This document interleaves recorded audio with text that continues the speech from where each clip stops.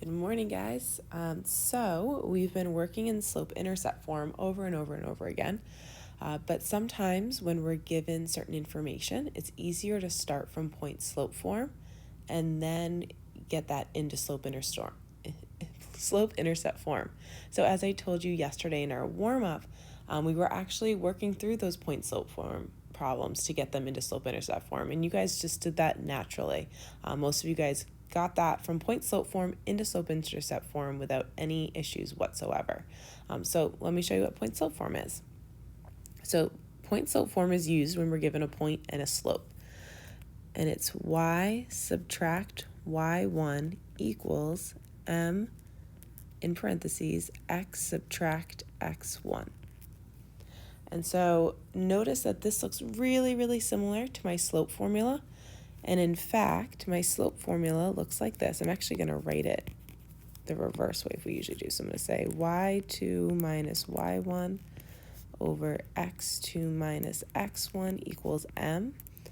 Notice that all we've done here is kind of put a set of parentheses around this x2 minus x1 and multiplied both sides by x2 minus x1. Let's see if I can get this. Such that it brings it over here.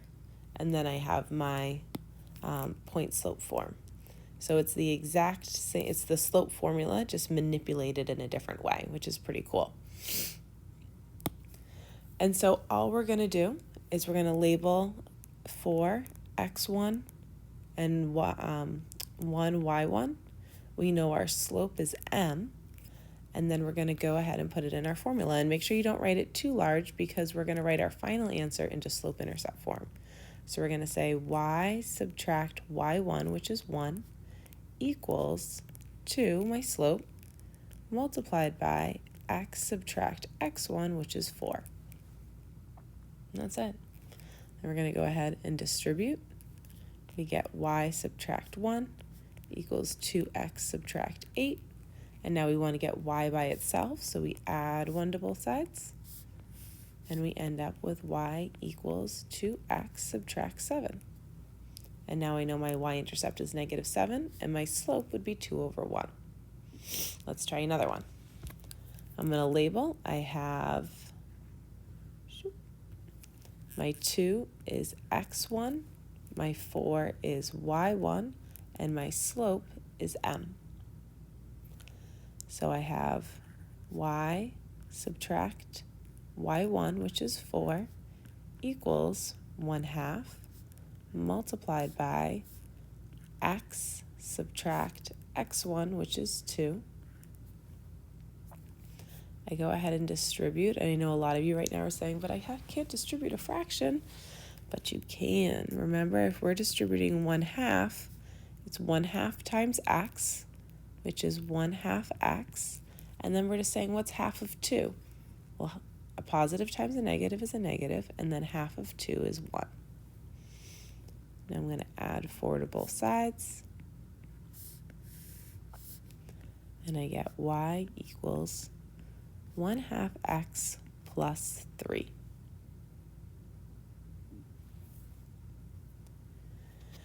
And again, I have my y-intercept now at 3, so I could plot my y-intercept, and then I could go up 1 to the right 2, up 1 to the right 2, or down 1 to the left 2, down 1 to the left 2.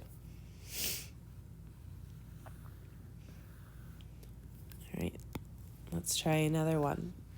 Now we have a point, negative 6, 0, and a slope of 2/3. So we will have to work with those fractions now. We can't just take half.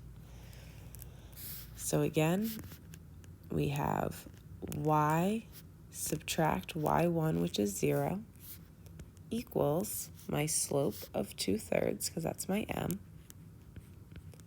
multiplied by x subtract a negative 6. So we saw this in our slope formula as well. And just as a reminder, when we have subtract and negative, that really means that we're adding a positive, because it's like having a negative times a negative, which gives me a positive. So what we're going to do is we're going to make that one big positive. And I'm going to, just for the purpose of the notes, so people looking back at it can see, we're doing, well, what is y subtract 0? Good, that's just y equal to 2/3. And now we have x plus 6. So I like to just kind of rewrite that to make sure I have the right thing. But this currently isn't in slope-intercept form because of the set of parentheses. So I'm going to distribute this 2/3 to both terms. So I have y equals 2/3 x. That's straightforward. That's my slope. A positive times a positive is a positive. And now I may need to pull off to the side. I have 2/3 times 6/1. 2 times 6 is 12, divided by 3, which gives me 4. So I get a y-intercept of 4. And again, for that one, I just pulled right off to the side to do that. And when we multiply fractions, we multiply across.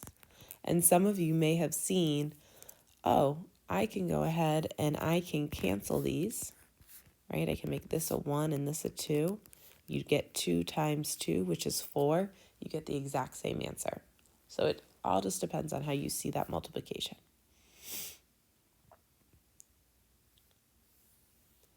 All right, I want you to pause the video and I want you to try this one on your own. And then come back and push play and see how it works through. So we have y subtract y1 equals m times x subtract x1. I'm just rewriting that down. And again, for some of us, we really need to write this formula down over and over again, and that will help it click into our heads. So we have our x1 and our y1, and we have our slope of -3/4. So we have y subtract a -1 equals -3/4. Notice I attached that negative with my numerator. X subtract a -8. I see that this right here is going to become a positive, and this is going to become a positive. So I'm going to rewrite this as y plus 1 equals -3/4 x plus 8. I have some fractional work to do. I'm going to go ahead and distribute. I'm going to distribute. I have y plus 1 equals -3/4 x, and now I'm doing -3/4 times 8. So I'm going to pull off to the side. I have -3/4 times 8/1. So if I multiply across, notice I'm over here in my margin. If I multiply across, I have -24/4, which simplifies to -6. So I have subtract 6. I also could have left the negative out of this and just said in my head, what's a negative times a positive? Put that negative and then just done 3/4 times 8. Last step is to subtract 1 from both sides. And so we end up with y equals -3/4 x. And negative combined with another negative gives me more negative. And I have 6 and 1, which gives me 7. So -3/4 x subtract 7. All right, same thing for these last two. I want you to pause the video and then do it out on your own and then check and see if you got the right answer. So for this one, I have my x1, I have my y1, and I have my slope.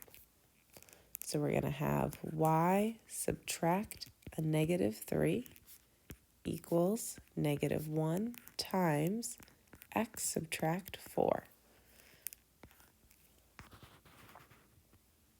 I have subtract a negative, so I'm going to rewrite this as y plus 3 equals -1 multiplied by x subtract 4.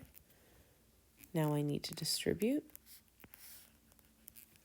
We have y plus 3 equals -1x. A negative times a negative is a positive. 1 times 4 is 4.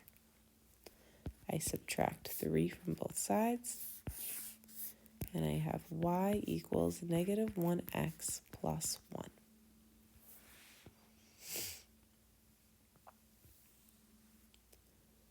Last problem, same start. I have x1, I have y1, and I have a slope of 4.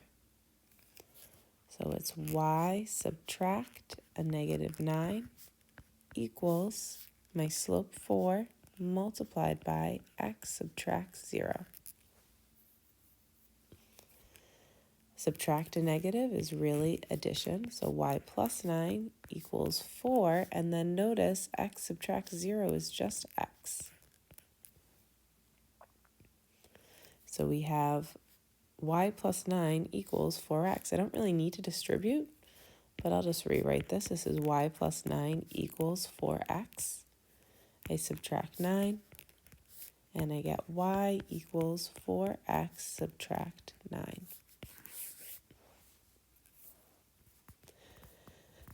So notice in each of these, we started with a point and a slope. And so the indication that we want to use point-slope form to get to slope-intercept form is the fact that we have a point and a slope. We want to use point-slope form. The other time that we're going to want to use point-slope form is when we're given 2 points. So go ahead and flip over your page.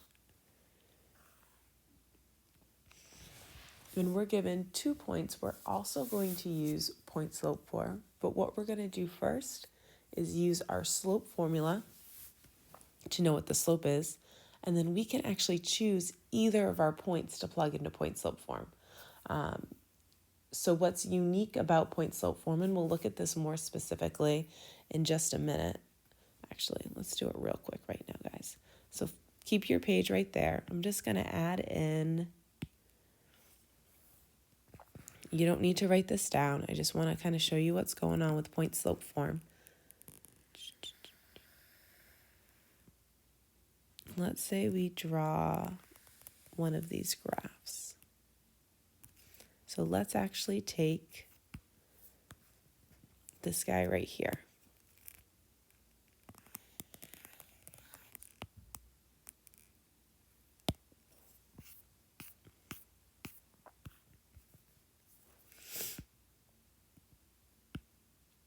Oh, that did not work the way I wanted it to, guys.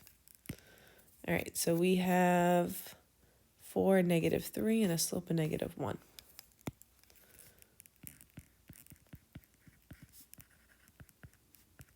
Okay, so what this tells me is that I have a graph, and that graph passes through the point 4, negative 3. So I'm going to go on my x-axis, because this is my x and this is my y, and I'm going to go to 4, 1, 2, 3, 4, negative 3, 1, 2, 3. So I went to the point, this is the point 4, negative 3. It also tells me that the slope on this line is negative 1, and I'm going to slide a 1 underneath, just like we did yesterday. And so this is telling me I need to go down 1 to the right 1. So I'm going to go ahead and now build this line. Instead of starting on the y-intercept like I normally do, I'm just going to go ahead and I'm going to start on the, start at the point that I was given. And so I'm going to go ahead and I'm going to go down 1 to the left 1, down 1 to the left 1. So I have this slope of negative 1 over 1, and then I'm going to go up 1 to the left 1, because that is going to follow along the same trend.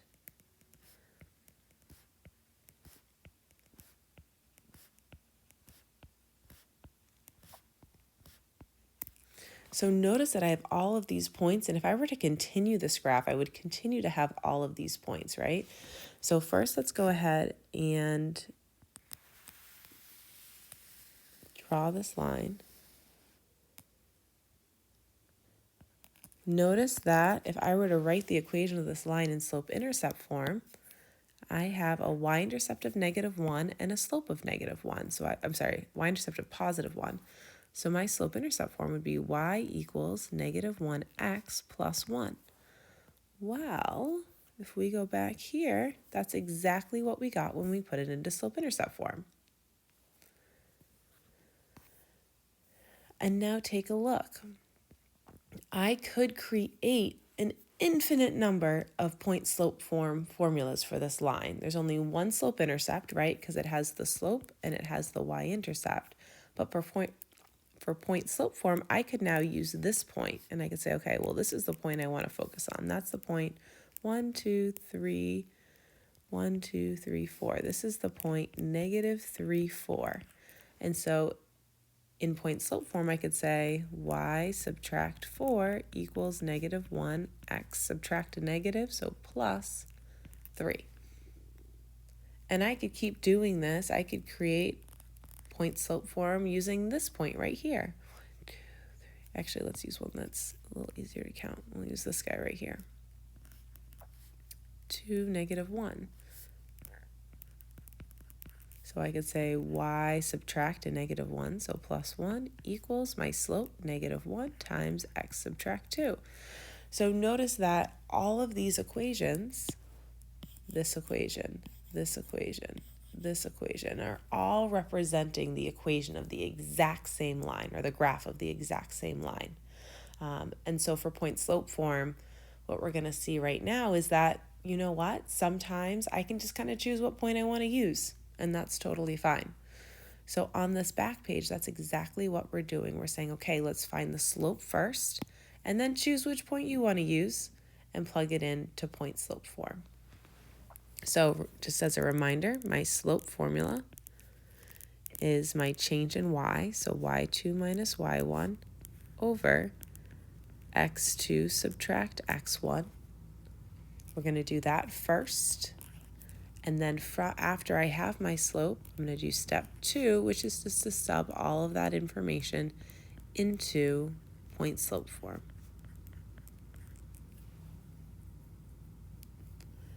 And you'll see that no matter what point you choose, you get to the exact same slope-intercept form. So we're going to start the same way we've been starting with these guys. This is a common theme. We're going to go ahead and we're going to label our points x1, y1, x2, y2. And then I'm going to go ahead and find my slope. M equals y2 minus y1, so -1 subtract 7 over 1 subtract a -3. So I have -1 subtract 7.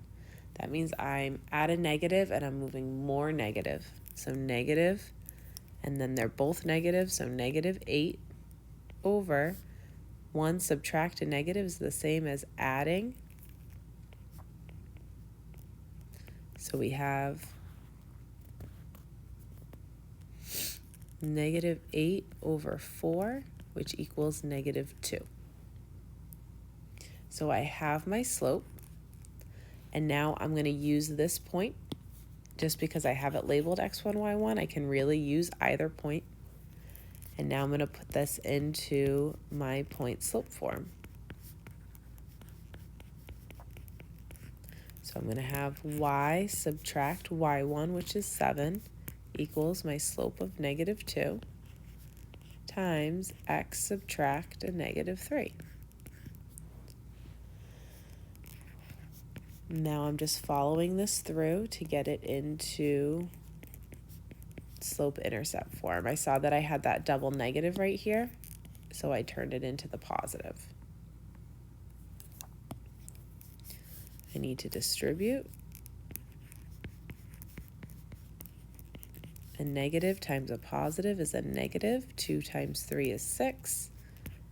Add 7 to both sides. And we're done. If you had chosen to substitute 1 and -1 in, we would have gotten down to this exact same answer in slope-intercept form. So the only new piece from what we did on the front is that I went ahead and I found my slope first. That's it. Otherwise, we're doing the exact same thing. We're putting in a point, we're putting in a slope, and then we're solving it down to get it into slope-intercept form. Let's try another one. I'm going to start again with my slope formula. Oh, no, I'm not. I'm going to go ahead and I'm going to label x1, y1, x2, y2. And notice that each ordered pair has an x and a y. It's an ordered pair because we're writing them in alphabetical order. It's x and then y. So I have y2 minus y1, so -4. Watch my little trick here. It's subtract a -7. So I do that in one foul swoop. When I'm doing that subtract a negative, I say, oh, I'm subtracting a negative, that's really addition. I just kind of move that other subtraction symbol to make that addition. And then I have 3 subtract a -6. 3 subtract a -6. If I'm doing -4 plus 7, I have different signs. So I'm subtracting 7, subtract 4 is 3. And then I have more positive, so it's a +3. 3 plus 6 is 9. And now I need to simplify this down. Do a little mental check in your head. Is my numerator larger or smaller than my denominator? If it is smaller, you should not be thinking about what's 9 divided by 3. You should be thinking about what divides into both of these evenly. 3 divides into each of them, so I'm going to divide each of these by 3 to simplify my fraction to 1/3. Now I can go ahead and put it into point slope form. I have y subtract a -7 equals 1/3 multiplied by x subtract a -6. I'm going to go ahead and distribute. Y plus 7 equals 1/3 x. Pull off to the side. I have 1/3 times 6/1. Multiply across. That's 6/3, which equals 2. Last step, subtract 7 from both sides, and I get y equals 1/3 x, subtract 5.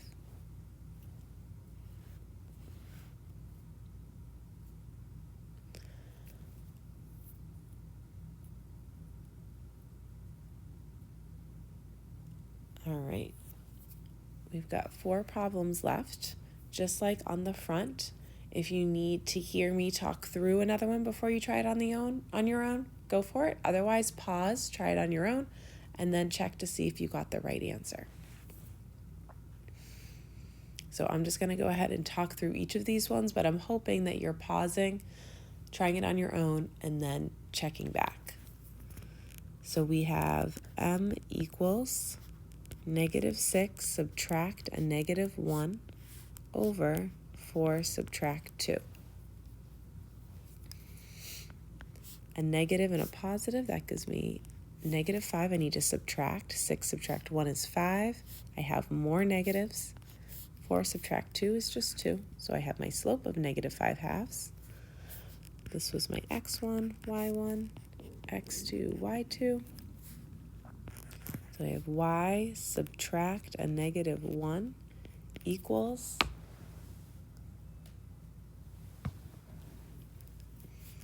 -5/2 multiplied by x subtract 2. I'm going to keep cruising. I distribute. -5/2 x. Negative times a negative is a positive. -5/2 times 2.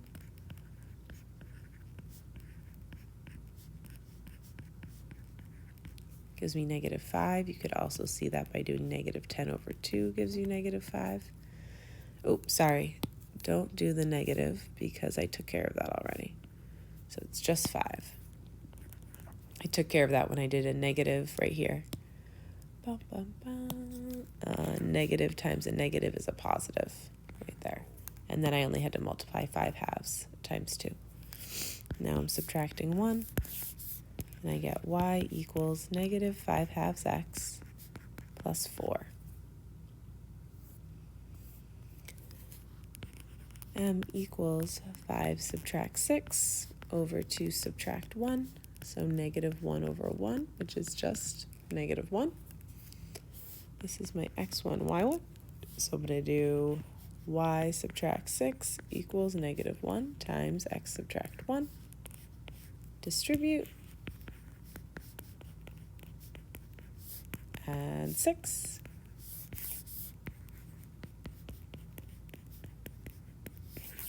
And we're good. Last two.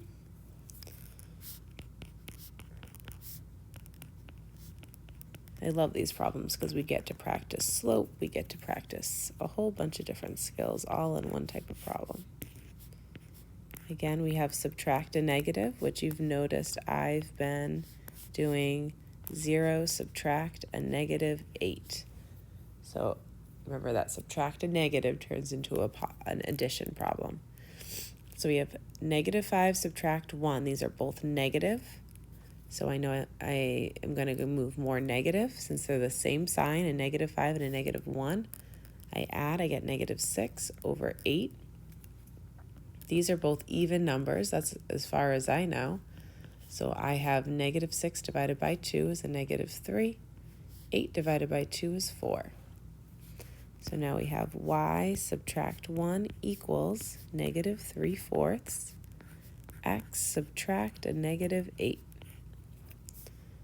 So y subtract 1 equals a negative 3/4 x. We're distributing. We're going to pull off a negative times a positive is a negative. I'm going to do that first, and then I'm going to say 3/4 times 8 over 1 gives me 24 over 4. 24 divided by 4 is 6. Not done yet. I need to add 1 to both sides.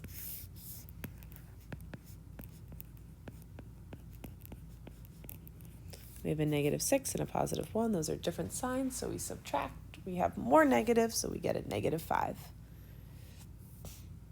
Last one. M equals y2 minus y1 over x2 minus x1. Remember, it's that change in y over my change in x. 7 subtract a negative 8 over 2 subtract a negative 3. So we have 15 over 5. And now notice my numerator is larger than my denominator, so I can just divide these. 15 divided by 5 gives me 3.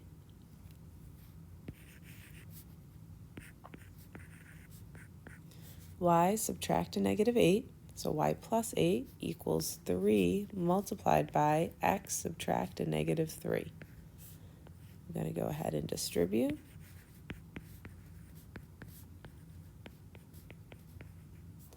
And then subtract my 8. All right, you're doing a whole mix of problems now on Delta Math. There's some finding slope, some graphing, some of the point slope form, just a whole different mix. I think I put the point slope form ones first just so that you can practice what you've just done. And then after that, it's just more review of graphing. Again, this unit transcends every single content area or every single course in math. So it's really important that you get a strong understanding of this. I hope you guys all have an awesome 3-day weekend. I'll see you on Tuesday.